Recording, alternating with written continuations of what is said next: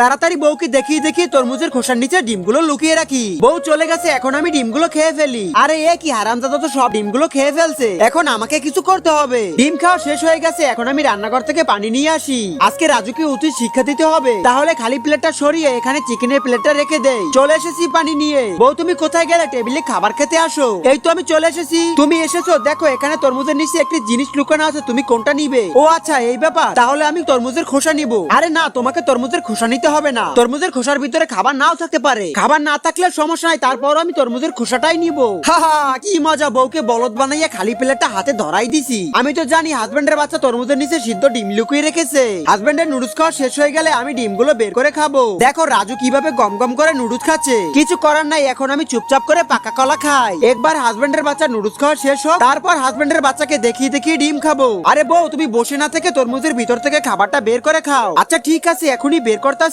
কিন্তু তার আগে তুমি যদি এই ছবিটিকে ভালোবাসো, ভিডিওতে লাইক দিয়ে চ্যানেলটি সাবস্ক্রাইব করে ইমোজিটি কমেন্ট করো। আরে দেখো আমি তরমুজের নিচে কত বড় চিকেন পেয়েছি। ওয়াও, এখন আমি মচা মচা করে চিকেন খাবো।